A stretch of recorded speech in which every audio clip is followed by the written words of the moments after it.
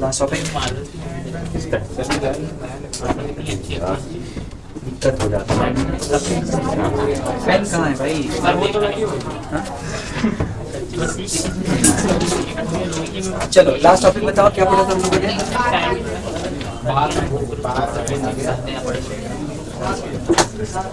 ठीक है बच्चों, इधर सुनो, बात नहीं।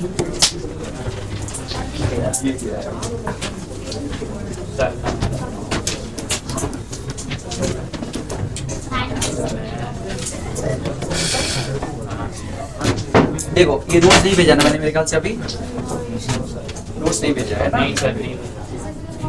ये सारा जो डेरिवेशन करा तो वही है, ठीक है ना?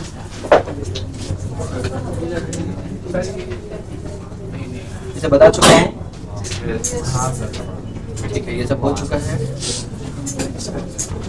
ये कंपैरिजन, सब लोग इधर, ये कंपैरिजन हो चुका है, बताया था मैंने। डाइपोल को मैग्नेटिक मोमेंट से कंपेयर करना है।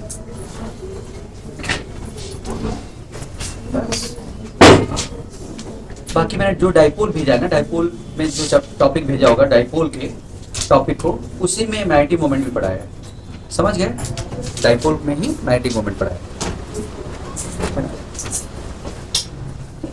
चलिए इसके आगे, मैग्नेटिक मटेरियल पढ़ने के लिए कुछ टर्म्स की जरूरत होती है, छोटे छोटे टर्म्स की, पहले उसको हम समझते हैं, ठीक है ना? तो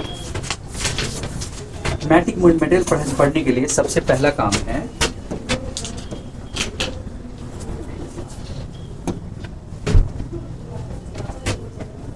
छोटी छोटी बातें। एक चीज होती है intensity of magnetisation, intensity of magnetisation that is I, और दूसरा मैग्नेटिक इंटेंसिटी या मैग्नेटाइजिंग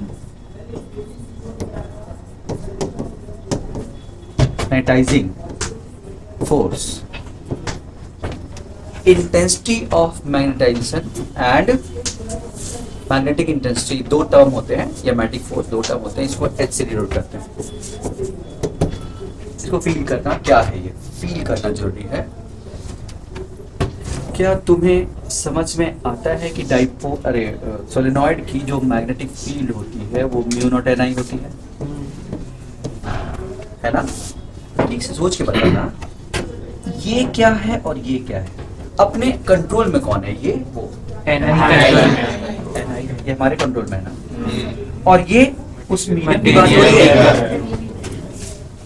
ये जो हमारे कंट्रोल में है, जिसको हम कहते हैं एच, क्या कहते हैं?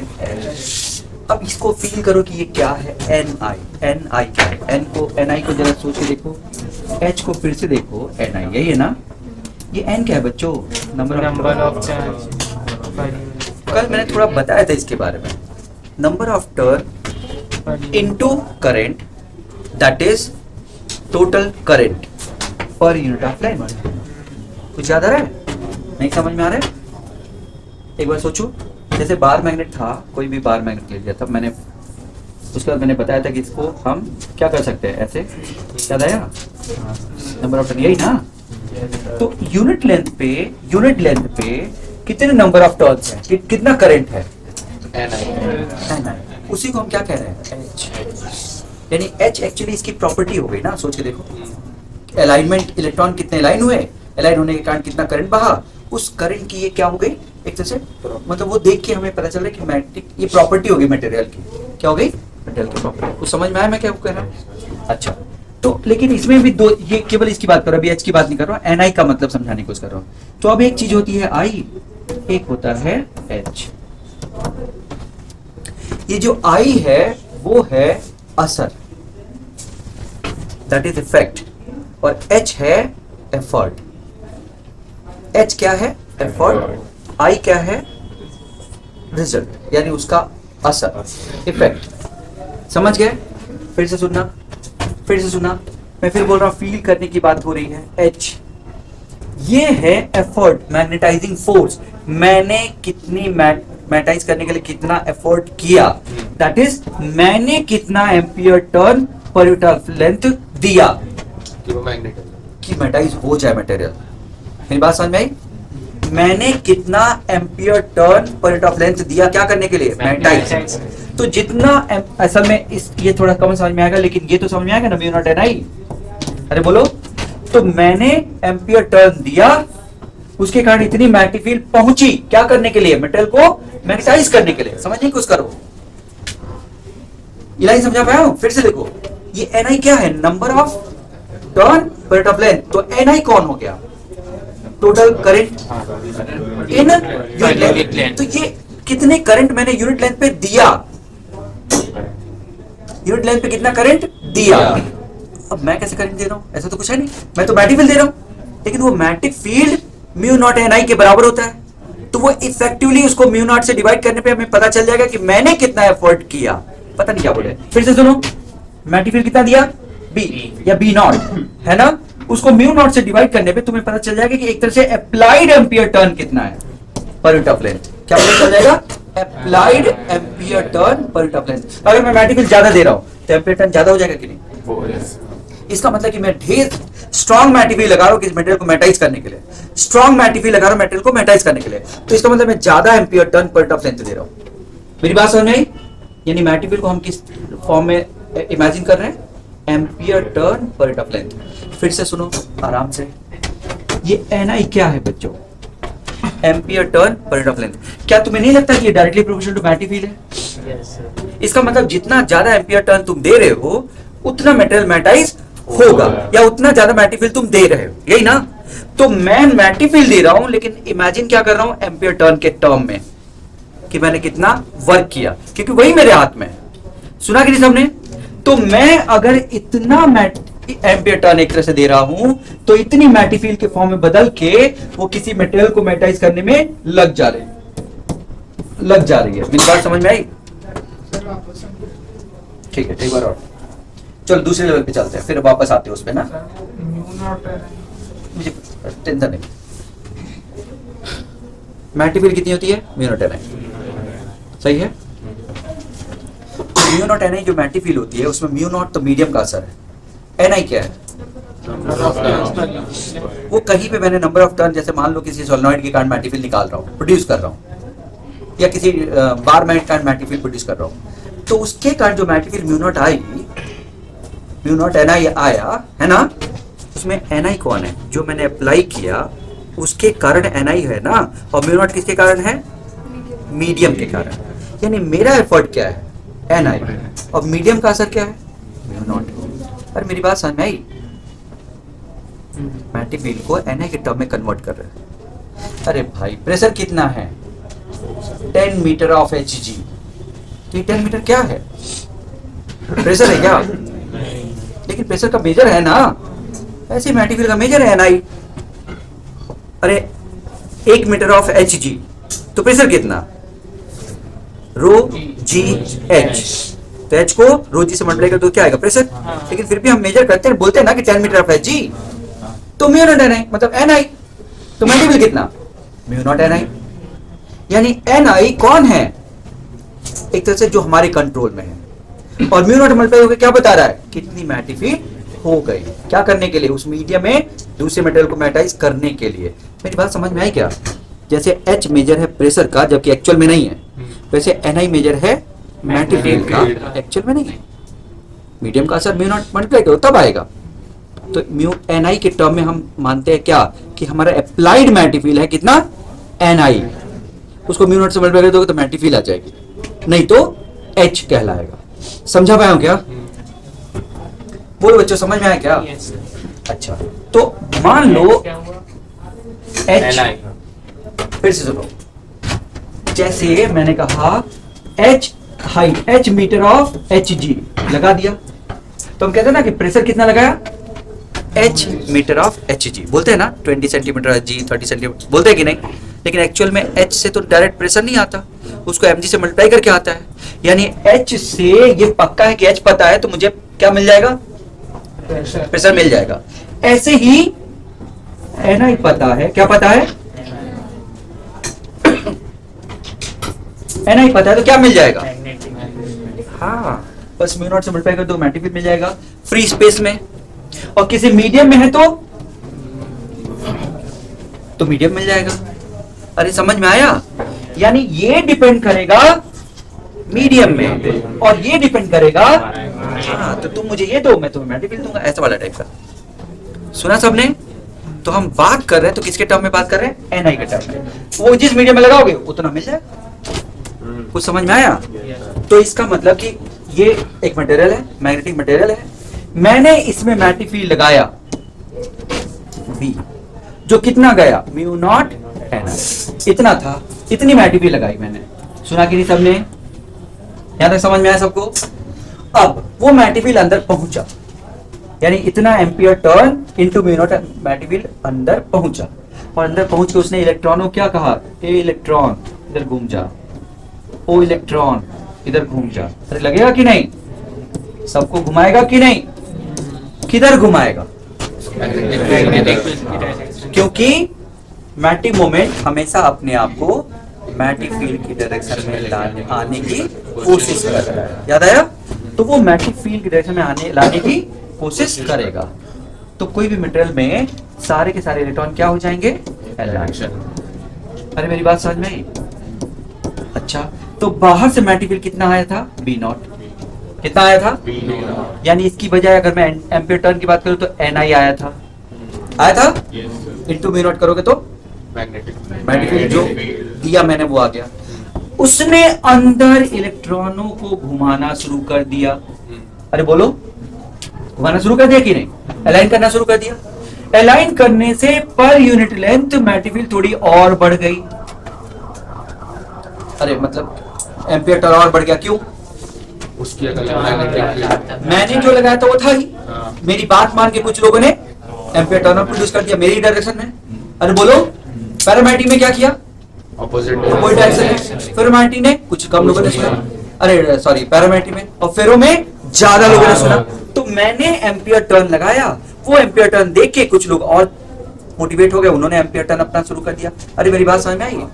तो मीडियम के अंदर जो टोटल मैग्नेटिक फील्ड डेवलप हुई, टोटल, तुम्हें नहीं लगता कि जो मैंने दिया एम्पियर टर्न वो तो था ही? अरे बोलो, और अंदर जो पहुंच गया, डेवलप हो गया, उसने भी कुछ डेवलप किया। अरे बोलो, ये कौन सा है? ये कौन सा है? इसको क्या कहते हैं? अप्लाइड। इसको क्या कहते हैं? आई, जो मेरी बात मान गया। अरे मेरी बात समझ में आई? तो ये आई जो मेरी बात मान के एम्पियर टर्न डेवलप हुआ, और ये एच जो मैंने उसको दिया, दोनों मिलके टोटल मैग्नेटिक फील्ड। समझा पाया क्या बच्चों? आई समझ में आया? आई समझ में आया? अरे बोलो बच्चों, आई का मतलब कि मेरा एफर्ट से जो नई चीज, नई, हाँ, रिजल्ट डेवलप हुआ, रिजल्ट। क्लियर सबको? लेकिन दोनों है क्या? एम्पियर टर्न पर ऑफ लेंथ है क्या दोनों? एक अप्लाइड है और दूसरा डेवलप्ड है। समझा पाया हूं? आई और एच समझा पाया हूं? तो एच क्या है? एफर्ट। आई क्या है?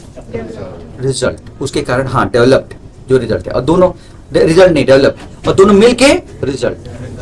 मेरी बात समझ में? पहले जीरो रहेगा उसके। हाँ, कोई मीडियम है ही नहीं मान लो। अब एक मीडियम लेके आए, क्या लिया है? मीडियम, और मैग्नेटिक मोमेंट उसका क्या मान के चल रहा है? जीरो। कि नॉर्मल कंडीशन मैग्नेटिक मोमेंट क्या रहता है? जीरो। अब मैंने बाहर से म्यू नॉट Ni दिया, जिसके कारण उसमें कुछ इलेक्ट्रॉन अलाइन होकर नया म्यू नॉट Ni प्रोड्यूस किया। तो टोटल कितना हो गया? म्यू नॉट Ni मेरा प्लस म्यू नॉट I नया, मिलके नया मिल गया, नया डेवलप हुआ। सही है कि नहीं? अरे बोलो, तो मैंने कितना दिया म्यू नॉट Ni में? Ni कौन है? ये H वाला है, और दूसरा म्यू नॉट Ni कौन सा है? जो डेवलप हुआ, I वाला है। तो म्यू H मैंने दिया, म्यू I डेवलप हुआ, मिलके एक नई मैग्नेटिक फील्ड आई। सुना कि नहीं सबने? कितनी आई? ये देखो, चलो बताओ फिर से देखो, काम खत्म हो गया। मैंने जो दिया वो कितना था बच्चों? Mu naught H। जो अंदर डेवलप हुआ कितना था? तो टोटल जो हुआ वो mu naught H plus mu naught I हुआ कि नहीं? हुआ ना? और ये दोनों मिलके जो हो गया मैंने उसको कहा कंबाइंड होके ये बन गया, मैंने एच दिया और कंबाइंड होके क्या बन गया, mu of medium into H. अरे बोलो, इसको ना ले तो ये क्या मानेगा, मीडियम का असर है ना ये, उसको हटा दे तो कौन किसकी तरह काम करेगा, फ्री स्पेस। उसको लगा दे तो किसकी तरह काम करेगा, मीडियम। समझा पाए क्या? अरे ये नहीं होता, हटा दो तो क्या बनेगा, म्यू नॉट एच। तो लगा दो तो क्या होगा, म्यू मीडियम ही आ गया। सुना क्या?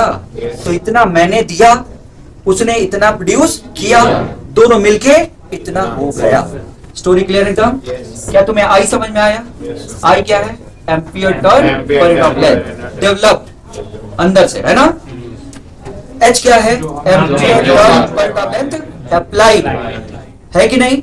दोनों मिलके क्या हो गया, रिजल्ट। स्टोरी क्लियर है? बस ये बहुत जबरदस्त फॉर्मूला है, डालो। जो मैग्नेट में रहता है उसमें से पहले ही मैग्नेटिक फील्ड नहीं, मैं मैग्नेट को मैग्नेटाइज करने की बात नहीं कर रहा हूँ, मटेरियल के मैग्नेटाइज करने की बात कर रहा हूँ। और मटेरियल पहले से हम मान के चल रहे हैं कि मैग्नेटाइज नहीं है, सही ना। हमने जो लगाया वो नए मटेरियल पे लगाया जिसने मैग्नेटाइज किया, कभी रहा होगा पहली बार ऐसा। तो नॉर्मल कंडीशन हम उस मटेरियल की बात कर रहे हैं जिसमें मैग्नेटिक फील्ड प्रॉपर्टी पहले से नहीं है। ये याद रहेगा, जीरो थी। और जीरो कब थी, क्यों थी? क्योंकि इलेक्ट्रॉन कोई इधर घूम रहा था, कोई उधर घूम रहा था, कोई इधर घूम रहा था। नेट मैग्नेटिक मोमेंट क्या था, जीरो। मेरा पहला लाइन, इस टॉपिक का मेरा पहला लाइन याद है ना, कि मैग्नेटिक मोमेंट मिलके क्या हो जाता है फाइनली, जीरो हो जाएगा। याद आया? सब मिलके क्या हो जाएगा, जीरो। यानी मैग्नेटिक मटेरियल बिना मैग्नेटिक फील्ड के ऐसा मैग्नेटिक मोमेंट शो करता है। स्टोरी क्लियर है बच्चों? इसमें किसी को कोई कंफ्यूजन, ये समझ में आ रहा है? एक बार और मैं फिर से याद दिलाता हूं, याद करो कौन है ये, कैपेसिटर याद है? मैंने क्या डाला इसके अंदर, उसने अंदर एक इलेक्ट्रिक फील्ड डेवलप की, बाहर से एक इलेक्ट्रिक फील्ड गई, अंदर एक इलेक्ट्रिक फील्ड डेवलप हुई, तो net electric field E naught minus E I हुई ना। इसको कितना कह दिया था मैंने, किया कि नहीं? बस वही है बच्चों,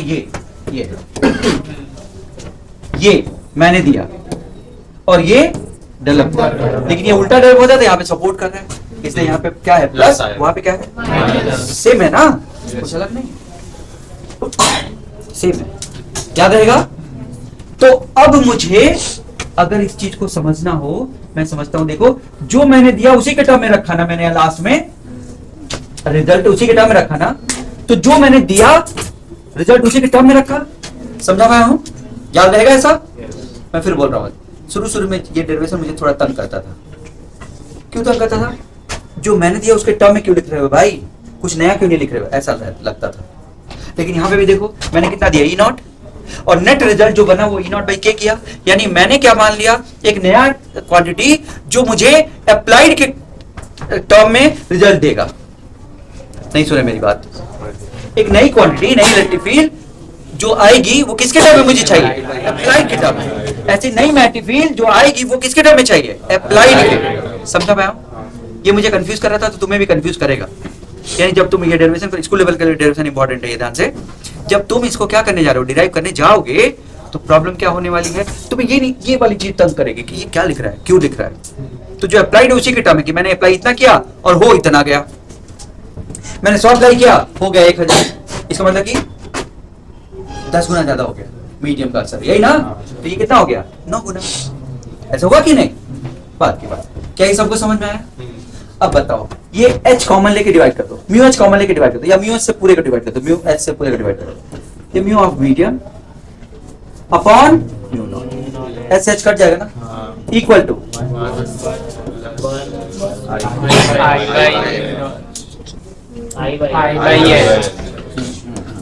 आई बाई, ये क्या होना चाहिए, रिलेटिव परमिएबिलिटी, याद आया? एप्सिलॉन ऑफ मीडियम है ना, relative permeability equal to 1 plus इसको कहते हैं काई, इसको कहते हैं ससेप्टिबिलिटी, मैग्नेटिक ससेप्टिबिलिटी। क्या कहते हैं? तो ससेप्टिबिलिटी को समझिए क्या है।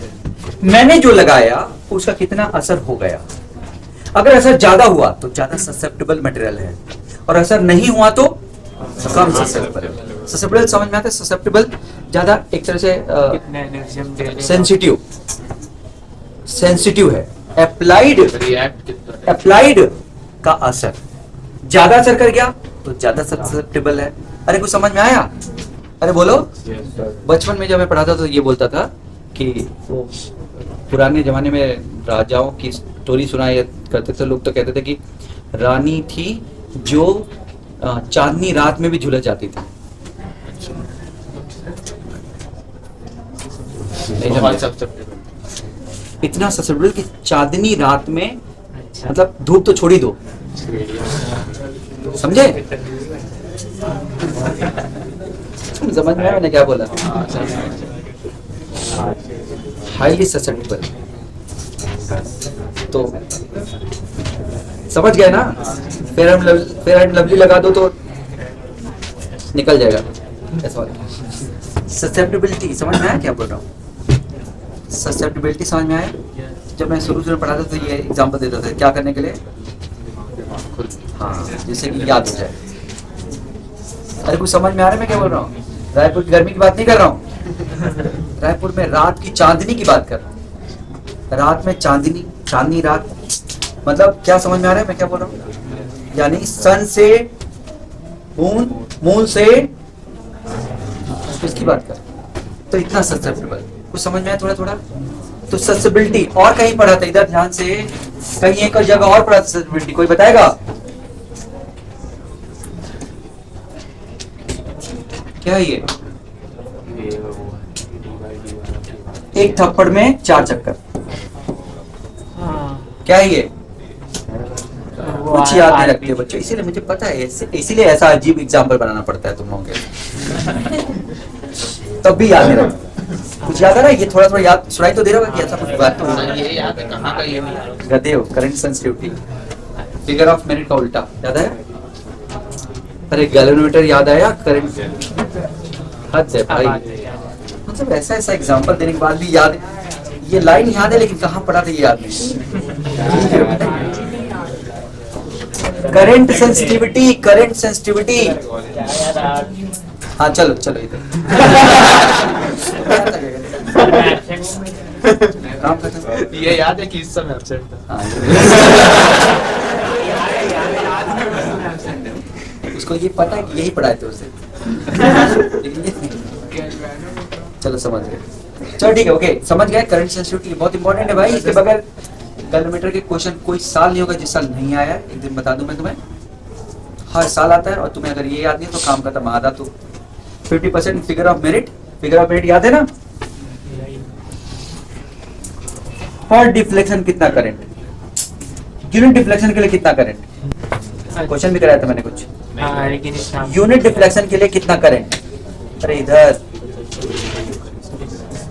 नंबर ऑफ डिवीजन याद है? मान लो ये 50 डिवीजन है, कितने डिवीजन है? 50। और पर डिवीजन मुझे 1 एम्पीयर का करंट देना पड़ता है। पर डिवीजन कितना देना पड़ता है? तो कितना मेजर कर सकता है? 50 एम्पीयर। फिर से सुनो, पर डिवीजन मुझे 1 एम्पीयर करंट देना पड़ता है, इसको कहते हैं फिगर ऑफ मेरिट या करंट सेंसिटिविटी का उल्टा। समझ गए? और टोटल कितने डिवीजन है इसमें? 50। तो मैक्सिमम कितना करंट मेजर कर सकता है? 50। उसी को क्या कहते हैं? आईजी। क्या कहते हैं इसको? इसके बगैर काम नहीं चलेगा, मैं बता दूं। चलिए ठीक है, कोई दिक्कत नहीं। तो क्या ये समझ में आया? ससेप्टिबिलिटी, मैग्नेटिक ससेप्टिबिलिटी समझ में आया? तो 3 टर्म पढ़ लिए। व्हाट इज आई, क्लियर है सबको? व्हाट इज एच, क्लियर है सबको? व्हाट इज ससेप्टिबिलिटी, क्लियर है सबको? Magnetic field due to magnetic material, है ना? मटेरियल, यही ना? एच अप्लाइड मैग्नेटाइजिंग फोर्स या मैग्नेटिक इंटेंसिटी, और ये कहलाता है इंटेंसिटी ऑफ मैग्नेटाइजेशन। इन दोनों का रेशियो समझ गए? ये बताते हैं कितना सेंसिटिव मटेरियल है, कितना इजीली मैग्नेटाइज हो जाता है। अगर ससेप्टिबिलिटी ज्यादा है तो इजीली मैग्नेटाइज हो जाएगा, सही ना? सबको क्लियर हो गया?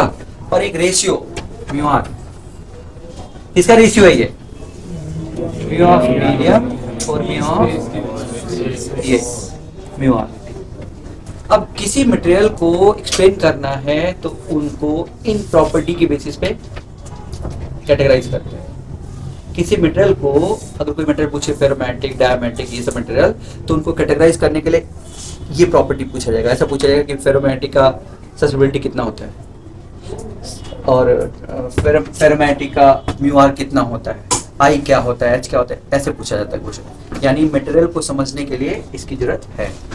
सुना सबने? 4 टॉपिक समझ में आ गए। दूसरा, मैग्नेटिक फील्ड जो हम लोग पढ़ते हैं बी, वो कभी कभी मैग्नेटिक इंडक्शन भी कहते हैं। क्या कहते हैं उसको? कभी कभी flux dense, magnetic flux density भी कहते हैं उसको, मैग्नेटिक फ्लक्स डेंसिटी। तो मैग्नेटिक फ्लक्स डेंसिटी बोले या मैग्नेटिक इंडक्शन बोले, समझ गए? या मैग्नेटिक फील्ड इंटेंसिटी बोले, तीनों क्या है? सेम। उसके कई नाम है, याद रहेगा? हाँ, तो ध्यान रखना। अब फ्लक्स डेंसिटी बोले तो बहुत लोग कंफ्यूज हो जाएंगे, फ्लक्स डेंसिटी क्या है? मैग्नेटिक फ्लक्स डेंसिटी असल में पढ़ोगे कि ये फ्लक्स है जो B इंटू ए है, B इंटू ए को नीचे लाओ, इसको कहते हैं फ्लक्स। तो flux density, flux point of area किसको कहेंगे? Magnetic field. याद रहेगा? तो मैग्नेटिक फ्लक्स डेंसिटी वो भी मैग्नेटिक फील्ड है, ठीक है। मैग्नेटिक क्या है? इंटेंसिटी, इंटेंसिटी मतलब सॉरी मैग्नेटिक इंटेंसिटी कह रहा हूँ, मैग्नेटिक फील्ड इंटेंसिटी वो भी क्या है? कई नाम है, याद रहेगा? चलो आगे। तो हम इस टॉपिक में जो जो पढ़ रहे थे ज्यादा कुछ नहीं है, थोड़ा थोड़ा बताना है, बस इनके टर्म में नहीं बताया, लेकिन पहले एक बार थोड़ा थोड़ा बता दिया था, याद है ना? बस इनके टर्म में नहीं बताया क्योंकि ये तो पढ़ाना बाकी था। सही। अब एक चीज छोटी सी और बता दो, फिर उसके आता हूं दोबारा उसके टर्म में। कोर्स में हिस्टैरिसीस नहीं था, पिछले साल निकल गया था, लेकिन अभी मैंने देखा है कि हो सकता है वो सही ना हो, गलत हो, लेकिन दिखा है तो मैं बता ही देता हूँ। हिस्टैरिसीस कर्व होता है, कहलाता है हिस्टैरिसीस कर्व।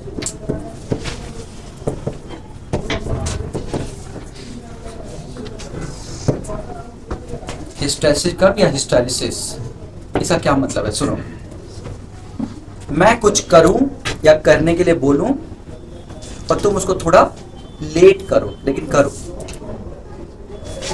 मतलब मेरे एफर्ट का रिजल्ट थोड़ा लेट दिखे, लैग करे, लैग करके आए, तो इस फिनोमेना को हिस्टैरिसीस कहते हैं। हिस्टैरिसीस किसको कहते हैं, समझ में आ गया? हाँ, लैगिंग को, लैग करने को। तुम करो लेकिन थोड़ा लेट करके, इंस्टेंट ना दिखे, थोड़ी देर बाद दिखे। मेरे को समझ में आया? स्ट्रेस स्ट्रेन में भी एक कर्व ऐसे ही बनता है, स्ट्रेस स्ट्रेन में, वहां पे भी हिस्टैरिसीस कर्व बनता है, स्ट्रेस स्ट्रेन में। सही है? वहां पे भी स्ट्रेस और स्ट्रेन के बीच में कर्व खींचोगे तो कुछ ऐसा बनेगा, हिस्टैरिसीस कर्व। कुल मिला के lag behind of I to H, यानी इफेक्ट एफर्ट से लेट दिखता है, तो हम कहते हैं hysteresis. Lag behind of I to H, lagging of I to H, I का H से लैग करना क्या कहलाता है? याद हुआ? Lagging of I to H। थोड़ा पीछे पीछे चलना, क्या मतलब है? मैंने कहा बच्चों सुनो, कोई सुन ही नहीं रहा, समझे? और जो चिल्लाए इधर देखो, कुछ लोगों ने देखा, देखते क्यों नहीं? ज्यादा लोगों ने। अब जाके फुल फॉर्म में आ गए, सब आ गए, यानी ये मेरा एफर्ट है, ये उसका असर है। शुरू में थोड़ा पीछे पीछे चले ना, कैसे चले? तो जब मैं थक गया कि चलो ये देखेंगे नहीं गधे, तब देखना शुरू हुआ। समझ में आ रहा क्या हो रहा है? तो ये H है और ये क्या है? I, उसका असर। अब मैंने क्या कहा?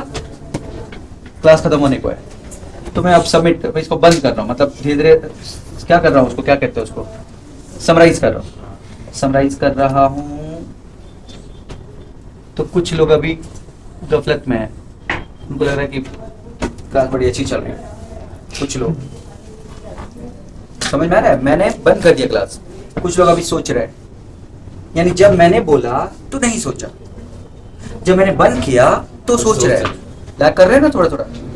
अरे बोलो, फिर मैंने खत्म हो गया मेरी क्लास, कोई दूसरी क्लास आई, अभी दिमाग में वही लेके बैठे हुए हैं, केमिस्ट्री चलने लगी, दिमाग में फिजिक्स घूम रहा है।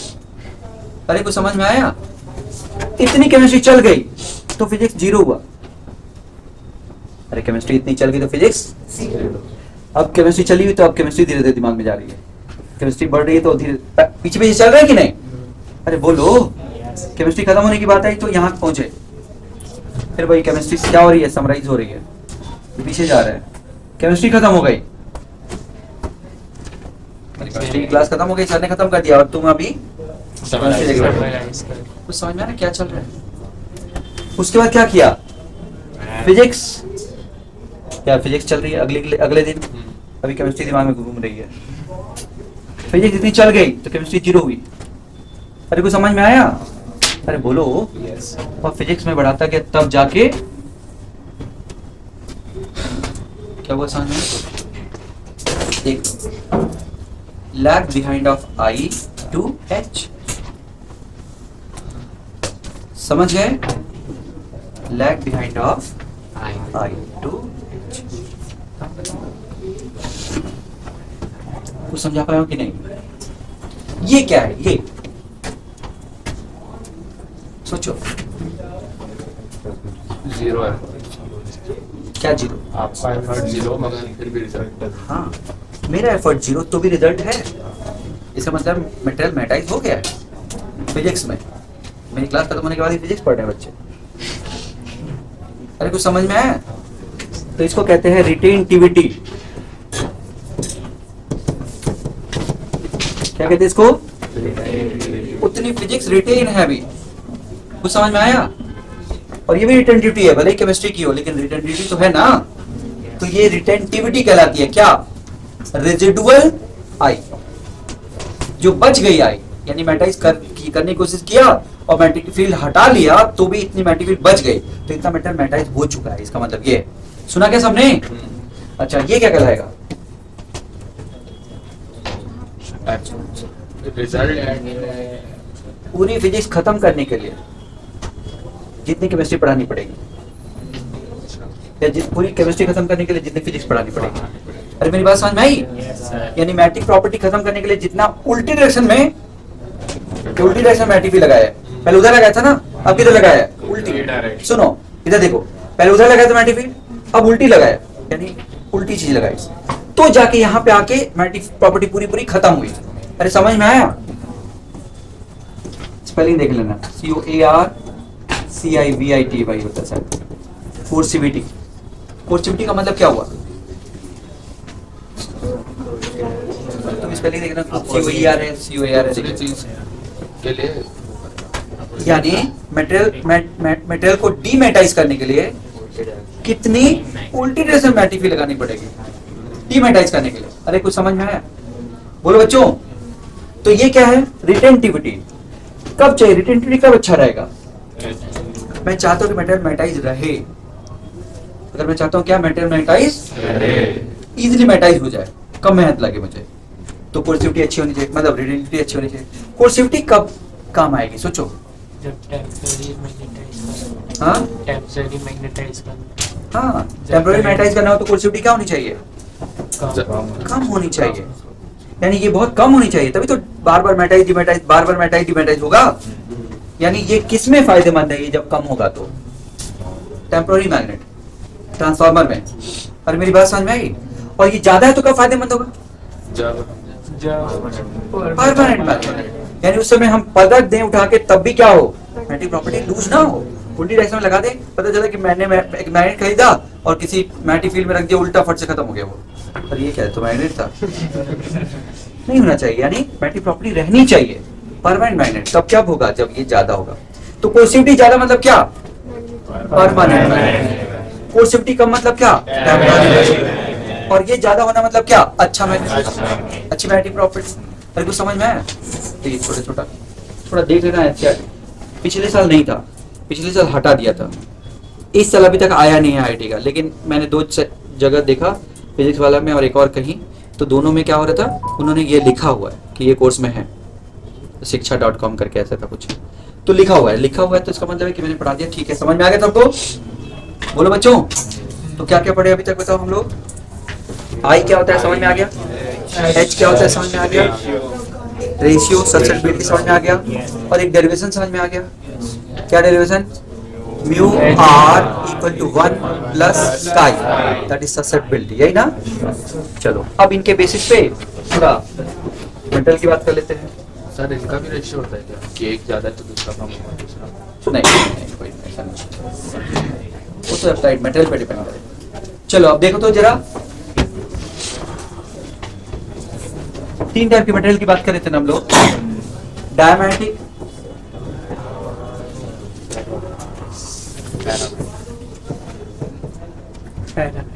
Para and ferromagnetic. मैंने जो बताया था उसको ध्यान रखो। चलो बताओ, पहला क्या बता दे इसमें? मैंने बताया था मैग्नेटिक 2 कारणों से होता है, एक चक्कर लगाने से और एक स्पिनिंग के कारण, है ना। एक रिवोल्यूशन से जो मैग्नेटिक फील्ड आएगा वो B प्लस B होगा, मान लो, है ना। तो दूसरे वाले से क्या आएगा? माइनस डेल्टा इसके कारण माइनस B होगा कि नहीं? तो नेट मैग्नेटिक फील्ड क्या हो जाएगी? 2 डेल्टा बी। समझा पाया क्या बच्चों? अगला अब बताओ, तो मैं क्या करता हूं, क्या देखा मैंने, जब बाहर से मैंने मैग्नेटिक फील्ड लगाई उल्टी डायरेक्शन में, तो उसके कारण क्या हुआ कि इस इलेक्ट्रॉन पे कुछ फोर्स लगा। क्या लगा? फोर्स। इलेक्ट्रॉन चक्कर लगा रहे तो करंट कैरिंग वायर है, उसमें कुछ फोर्स लगा तो उसका रेडियस क्या हो गया? कम। एंगुलर मोमेंटम क्या था? कंजर्व, तो ओमेगा बढ़ गया। क्या बढ़ गया? कंजर्वेशन ऑफ एंगुलर मोमेंटम से ओमेगा बढ़ गया तो करंट बढ़ गया तो उल्टी वाली मैग्नेटिक फील्ड बढ़ गई। कौन सी वाली मैग्नेटिक फील्ड बढ़ गई? उल्टी वाली। इसको मैग्नेटिक फील्ड की जगह बुक में मैग्नेटिक मोमेंट के टर्म में दिया है। बात देखिए, मैग्नेटिक मोमेंट पे ही तो मैग्नेटिक फील्ड डिपेंड करती है ना। बोलो बच्चों, समझा पाया ये? जबकि सेम डायरेक्शन वाली मैग्नेटिक फील्ड क्या हो गई? कम हो गई। बहुत नहीं चाहिए, तुम्हारी बुक में लिखा है कि इतनी हमारे कोर्स में जरूरत नहीं है। ये सिंप्लीफाइड पढ़ा रहे हैं, ऐसा लिखा है। ये केवल सिंप्लीफाइड फॉर्म में पढ़ा रहे हैं, एक्चुअली ये नहीं होता, कुछ और होता है, लेकिन ये सिंप्लीफाइड फॉर्म में पढ़ा रहे हैं। ये एनसीईआरटी में लिखा हुआ है, अगर एनसीईआरटी में है तो देख लें। ये हो गया, यानी याद करने की बात है कि बाहरी मैग्नेटिक फील्ड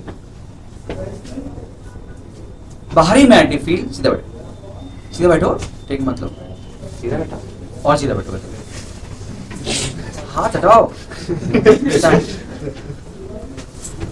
बाहरी मैग्नेटिक फील्ड लगाने पे उल्टी डायरेक्शन वाली मैग्नेटिक फील्ड बढ़ जाती है, अपोज करने वाली। देखो उल्टा हो जाता है, दिमाग में उल्टा चलता है। अपना कॉमन सेंस लगाओगे तो ये घटा दोगे, ऐसा लगेगा वो ताकतवर है, ये कमजोर है तो और कमजोर कर देगा। नहीं, ये उल्टी बढ़ जाती है। और सेम डायरेक्शन वाली क्या हो जाती है? तो उसके कारण जो नेट मैग्नेटिक फील्ड है, जो नेट बच जाती है, वो कितनी? 2dB। कौन सी वाली? बच जाएगी, है ना। बाकी कैंसिल हो जाएगी, बच जाएगी। इसका मतलब थोड़ी सी मैग्नेटिक फील्ड प्रोड्यूस होती है, कौन सी वाली? अपोज करने वाली। किसमें? डायमैग्नेटिक। मेरी बात समझा पाया हूँ? डायमैग्नेटिक में ही होता है। क्लियर सबको? अगला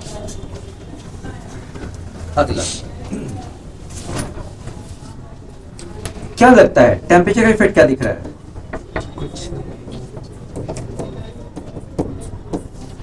नो इफेक्ट। क्यों बच्चों? अरे वो ऑलरेडी 0 है, तो कुछ बहुत होगा तो तुम टेम्परेचर बढ़ा दो तो इलेक्ट्रॉन क्या हो जाएगा? वाइब्रेट करने लगेगा, तो भी तो 0 होगा, तो कुछ फर्क पड़ेगा क्या? तो टेम्परेचर का कोई इफेक्ट नहीं होता। समझ गए? एग्जाम्पल्स तुम लोग बुक से देख लेना कि कौन कौन से एग्जाम्पल्स हैं। पानी में फूकोगे तो कैसा दिखेगा? दिमाग में इमेजिन है? हाँ, तो ये कैसा लगेगा? जैसे झिल्ली है, पन्नी टाइप की, है ना। किसी मैग्नेट को भी ले जाओगे ना, किसी मैग्नेट को, तो वैसा बिहेव करता है। वैसा ही बिहेव करने का मतलब ये है कि अगर ये पानी है और तुम किसी बार मैग्नेट को इसके पास ले जाओगे नॉर्थ पोल को, यहाँ जो पानी है वो झिल्ली की तरह काम करने लगता है। असल में वो रिपेल करता है। क्या करता है? इसको रिपेल क्यों करता है? क्योंकि उल्टी डायरेक्शन मैग्नेटिक फील्ड प्रोड्यूस होता है, और उल्टी डायरेक्शन मैग्नेटिक फील्ड है तो नॉर्थ बन के क्या करने लगेगा? अपोज। और ये भी नॉर्थ, वो भी नॉर्थ, नॉर्थ लगा तो नॉर्थ बन के अपोज करने लगेगा। तो मतलब ये इसको रिपेल करेगा ना, तो रिपेल करेगा। तो रिपेल करने का मतलब ये हुआ कि अगर मैं ये लिक्विड है, डायमेटिक सब्सटेंस है, और यहाँ पे तुम नॉर्थ पोल लगा दोगे, ये थोड़ा सा डिफरेंस हो जाएगा ऐसे। क्यों? भागेगा ना, रिपल्सन का क्या होगा, भागेगा कि नहीं? तो भाग के क्या हो जाएगा, थोड़ा सा दब जाएगा। कुछ समझ में आया? उल्टी डायरेक्शन मैग्नेटिक फील्ड प्रोड्यूस कर रहा है, यानी नॉर्थ पोल क्या कर रहा है, ऐसे प्रोड्यूस कर रहा है ना बच्चों, अरे बोलो, नॉर्थ पोल ऐसे प्रोड्यूस करता है ना, और यहाँ पे भी नॉर्थ को देख लो, वो भी ऐसे करें। पक्का उल्टी डायरेक्शन में, यानी अपोजिट डायरेक्शन में मैग्नेटिक फील्ड एक दूसरे को क्या करेंगे, समझा पाए हो क्या? उल्टी डायरेक्शन में मैग्नेटिक फील्ड एक दूसरे को क्या करेगी, रिपेल। तो उल्टी डायरेक्शन में मैग्नेटिक फील्ड प्रोड्यूस करने मतलब एक तरह से रिपल्सन काम करेगा। सुना कि नहीं सबने? तो ऐसा होता है। क्या ये एग्जांपल समझ में आया सबको? बोलो भाई। तो अगर मैं यहाँ पे एक बार मैग्नेट रख लूं, ये नॉर्थ पोल रख दूं और यहाँ पे साउथ पोल रख दूं, और यहाँ पे एक कोई बर्तन रख दूं और उसके अंदर डायमैग्नेटिक सब्सटेंस रख दूं, कैसा सब्सटेंस? तो जहां पे सबसे ज्यादा मैग्नेटिक फील्ड है, कौन सी जगह है जहां पे सबसे ज्यादा मैग्नेटिक फील्ड है, सोच के देखो। इसके नीचे और एक और इसके आसपास, इसके भी आसपास, जहां सबसे ज्यादा मैग्नेटिक फील्ड है वहां से भाग जाएंगे, जहां पे मैग्नेटिक फील्ड कम है वहां पे इकट्ठे हो जाएंगे। अरे कुछ समझ में आया? जो मटेरियल है ऐसा हो जाएगा, होगा कि नहीं? यहाँ पे सबसे ज्यादा मैग्नेटिक फील्ड है ना, और चिपक के आ रहे हैं ना। यहाँ पे मैग्नेटिक फील्ड क्या होगा, सबसे ज्यादा सबसे ज्यादा, तो वहां से भाग जाएगा। यहाँ पे मैग्नेटिक फील्ड सबसे ज्यादा क्या हो जाएगा, भाग जाएगा, जहां कम है वहां पे इकट्ठा हो जाएगा। मेरी बात समझ में आई? लेकिन अगर और चिपका दो तो तब यहाँ पे मैक्सिमम हो जाएगा, दोनों का असर। अरे कुछ समझे? जब वहां पे मैक्सिमम हो तो क्या होगा, वहां से भाग जाएगा। अरे कुछ समझ में आया? ऐसे। और बाकी जगह पे इकट्ठा हो जाएगा। देख लेना, कुल मिला के जहां पे मैग्नेटिक फील्ड ज्यादा है डायमेट्रिक सब्सटेंस वहां से भाग जाएगा। मेरी बात समझ में आई? जहां पे मैग्नेटिक फील्ड सबसे ज्यादा है डायमेट्रिक सब्सटेंस वहां से भाग जाएगा। ये ध्यान रखना, ये सब इंपॉर्टेंट पॉइंट है।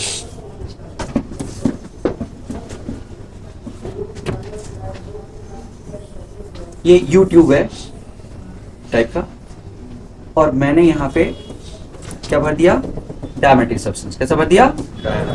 और यहाँ पे मैं ये लेके आया, तो जैसे ये लाया भाग जाएगा। अरे बोलो, भाग जाएगा कि नहीं? तो भाग कैसा हो जाएगा?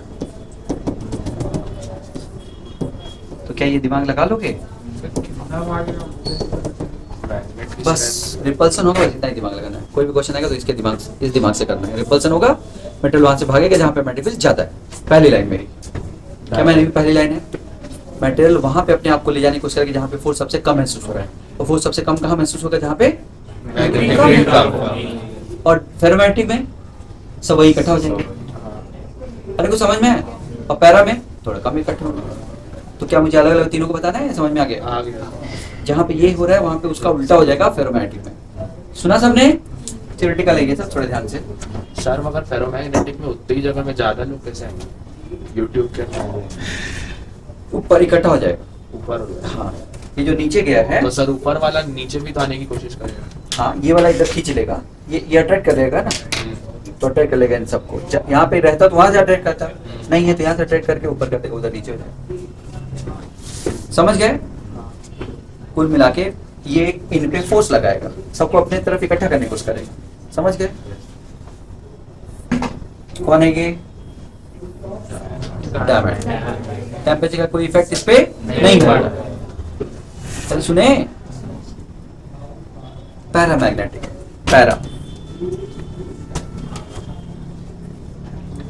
पैरामैग्नेटिक में मैंने कहा था एक एक इलेक्ट्रॉनों पे मेहनत करनी पड़ती है, एक एक इलेक्ट्रॉनों पे। तो मैं इसमें कुछ खास बताने को नहीं है, एक्सेप्ट सारी प्रॉपर्टी। अच्छा इसमें प्रॉपर्टी तो बतानी हम लोग, एक एक करके सारी प्रॉपर्टी बताने जरा। चलो बता दे जाओ सबसे पहले, या तीनों में मैं लिख देता हूँ तीनों। एक एक चीज देखते हैं। सबसे पहले ससेप्टिबिलिटी, फिर रिलेटिव परमेबिलिटी। अरे कुछ समझे? और फिर और कुछ, बस और तो कुछ है नहीं, ये दो चीज होता है। बताओ डायमैग्नेटिक में क्या होगा? ये डायमैग्नेटिक में susceptibility negative and small. Negative मतलब उल्टी डायरेक्शन में, स्मॉल मतलब थोड़ा सा। थोड़ा सा मैग्नेटाइज होता है उल्टी डायरेक्शन में। मेरी बात समझ में आई? अरे बोलो, तो ये क्या होगा? पॉजिटिव में थोड़ा, तो ये 1 के काफी पास। अरे ये बहुत छोटा है, तो ये पॉजिटिव थोड़ा सा क्या smaller than 1, positive and smaller than 1 plus some negative quantity छोटी सी। कुछ समझा पाए हो क्या बच्चों? फेरोमैग्नेटिक में क्या होता है? नहीं, डायमैग्नेटिक में, सॉरी, पैरामैग्नेटिक में क्या होता है बताओ? पैरामैग्नेटिक पॉजिटिव और ज्यादा, बोलो paramagnetic, positive and strong, positive and small. ये नेचुरल है। थोड़ा सा ये जो बीमार होगा वो थोड़ा सा बड़ा होगा, किससे? 1 से थोड़ा सा बड़ा होगा कि नहीं? क्योंकि थोड़ा सा पॉजिटिव ऐड हो जाएगा।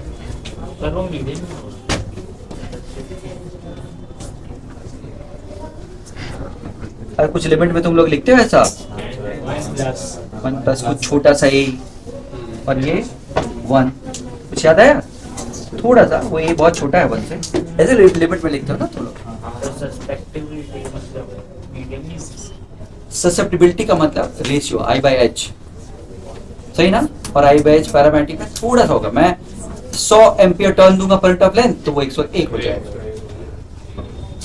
यहाँ पे मैं 100 एम्पियर टर्न दूंगा तो 99 हो जाएगा। अरे मेरी बात समझ में आई? अब यहाँ पे कौन? फेरोमैग्नेटिक, यस, फेरो मैग्नेटिक। क्या होगा फेरोमैग्नेटिक में? Positive and large. करीब मैंने 1 लगाया तो क्या हो गया? 10,000, 1,000, 5,000 ऐसे। यानी मैंने 1 एम्पियर टर्न दिया, उसने क्या कर दिया? 5,000 एम्पियर टर्न। उसके कारण सब मैग्नेटाइज हो गए, इलेक्ट्रॉन सारे मिलके पूरा डोमेन काम कर गया। अरे कुछ समझ में आया? तो ये क्या होगा? ये भी काफी ज्यादा, तो लगभग 1,000, यही ना? तो म्यू भी क्या होगा? वही हजारों में हो जाएगा। तो ये क्वेश्चन ऐसा पूछा गया है, ऐसा क्वेश्चन पूछा गया है। तो देखोगे तो मेंस में ये सब आते हैं, मेंस में, है ना? चलिए, तो वो उससे कंपैरिजन हो गया। मैंने कहा पैरामैग्नेटिक में क्या होता है? एक एक के पीछे पढ़ना पड़ता है, एक एक के पीछे। जब तुम मैग्नेटिक फील्ड बाहर से लगाते हो तो एक एक करके कुछ बात मानते हैं, और जब कुछ बात मानेंगे तो थोड़ा थोड़ा मैग्नेटाइज हो जाएगा, है ना? पहला पॉइंट। दूसरा, पहला पॉइंट थोड़ा थोड़ा मैग्नेटाइज होंगे। दूसरा, ससेप्टिबिलिटी क्या लगता है? टेम्परेचर के क्या होगी? इनवर्सली होगी कि नहीं? ससेप्टिबिलिटी क्या है? कितने लोग बात मानते हैं? कितने लोग बात मानते हैं? और हॉच पॉच चल रहा है तो बात मानेंगे क्या? नहीं मानेंगे। समझ गए? तो टेम्परेचर बढ़ाने से इलेक्ट्रॉन का वाइब्रेशन बढ़ जाता है। इलेक्ट्रॉन का वाइब्रेशन बढ़ गया तो भाई कोई इलेक्ट्रॉन चाहता भी उधर जाना तो फिर डिस्टर्बेंस के कारण क्या हो जाएगा? हट जाएगा थोड़ा सा। तो ये नहीं, इसमें नहीं रहता, उधर केमिस्ट्री नहीं पूछो मुझसे, वो केमिस्ट्री में पढ़ता हूँ, इसमें नहीं, बस इसमें हमारा सही है। तो ये है, ये ध्यान से इसको पहचानो, समझो। भाई इलेक्ट्रॉन का ओरिएंटेशन है ना, तुम गर्म करो तो इलेक्ट्रॉन का ओरिएंटेशन वहां बना रहेगा क्या? नहीं, घूम जाएगा ना इधर उधर। बोलो बच्चों, तो ये इनवर्सली प्रोपोर्शनल होता है ना? प्रोपोर्शनलिटी हटती है तो क्यूरी कांस्टेंट सी, क्यूरी कांस्टेंट सी। ये बुक से पढ़ लेना है, नहीं कोर्स में तो मैंने बस पढ़ा दिया, पता नहीं कोर्स में है कि नहीं। जिसे पढ़ा दिया कि देख लेना, तो एनसीईआरटी देख लेना अपना ना। एनसीईआरटी में शायद नहीं होगा, पुराने में होगा। तुम लोगों के पास पिछले साल का होगा तो पहले देख लेना कि है कि नहीं। अगर है तो फिर तो पढ़ना पड़ जाएगा। मेरी पिछली बार तो नहीं था, ये पक्का है। क्यूरी टेम्परेचर तो मैग्नेटिक फील्ड तोड़ने के लिए लगाते हैं। बस क्यूरी टेम्परेचर आ गया। ये क्या है? Curie constant. क्या है ये? तो क्यूरी कांस्टेंट का मतलब क्या? ससेप्टिबिलिटी टेम्परेचर के इनवर्सली है। कांस्टेंट हटेगा तो सुना के सबने? मजा नहीं आ रहा है? कुछ दिक्कत दिख रही है? दिमाग में आ गया कि आउट ऑफ कोर्स है? सुनो इधर, इसमें मैंने क्या बताया था? कुछ याद आ रहा है? डोमेन, ये एक टाइप के लोग हैं, ये दूसरे टाइप के लोग हैं, है ना? बोलो बच्चों।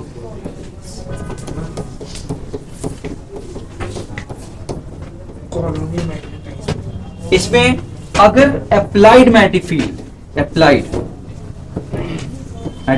स्मॉल है या अप्लाइड मैग्नेटिक फील्ड लार्ज है, अगर अप्लाइड मैग्नेटिक फील्ड स्मॉल है तो क्या बोला था मैंने, क्या हो जाएगा? शिफ्टिंग ऑफ बाउंड्री हो जाएगा, बाउंड्री शिफ्ट हो जाएगी। मेरी बात समझ में आई? ये बाउंड्री शिफ्ट हो जाएगी भाई, क्यों? एक टाइप के लोगों को सपोर्ट मिल गया। मेरी बात समझ में आई? अरे भाई जैसे यूपी में ये यादव लोग हैं, कौन है? यादव, और मुलायम सिंह यादव आ गए, मतलब अखिलेश यादव वोट मांगने। तो भाई यादव ने मार के अगल बगल वालों को क्या कह दिया? हाँ यादव को देना, नहीं अखिलेश को देना, नहीं तो समझ लेना। कुछ समझ में आया? तो कुछ लोग और हो गए, 37 सीट मिल गए। सुने? अरे कुछ समझ में आया? देखिए दूसरा कौन है? लार्ज मैग्नेटिक फील्ड, ये 2014 है। उसमें क्या हो गया? ना 14 में रोटेशन ऑफ डोमेन हो गया। अरे बोलो, डोमेन रोटेट हो गया भाई, सब लोग मोदी मोदी करने लगे। तो सब रोटेट हो गया, तगड़ी हवा थी, बहुत बड़ा फोर्स लगा था, मैग्नेटाइजिंग फोर्स। तो ये बहुत स्ट्रॉन्ग मैग्नेट है ना, स्ट्रॉन्ग मैग्नेट ये होगा। समझ में आया? अब बताओ, गरम कर रहा हूं, कांग्रेस गरम कर रही है, कुछ होने कुछ नहीं होगा। अरे इसको गरम करने से कुछ होगा? नहीं होगा। तो इसका मतलब ये हुआ कि टेम्परेचर पे डायरेक्टली तो डिपेंड नहीं करेगा। जब बहुत गर्म कर देगा, क्या कर देगा? बहुत गर्म, एक पर्टिकुलर टेम्परेचर से ज्यादा गर्म कर देगा और पूरा का पूरा मीट मटेरियल रिक्रिस्टलाइज हो जाएगा। रिक्रिस्टलाइज हो जाएगा मतलब समझ गए ना? हाँ बता देता हूँ, टेंशन नहीं, रिकॉर्डिंग हो रही है, थोड़ी दिक्कत है, लेकिन फिर भी रिक्रिस्टलाइज मतलब क्या? 2014 में क्या हुआ था? कुछ नहीं था, सब ग्रुप एक हो गया था, ना? पिछले 2 साल में क्या हुआ है बताओ? 1.5 साल में सब ग्रुप आरक्षण हटाओ, संविधान बचाओ, तो ये संविधान वाले हैं, ये आरक्षण हटाने वाले हैं, ये वाले हाँ समझ गए? तो अब क्या हो रहा है? डोमेन खत्म, मैं ये, तुम वो समझ गए ना? तो फिर हो गया वही। अब फिर से क्या चाहिए? मुलायम सिंह यादव, जाट महासभा,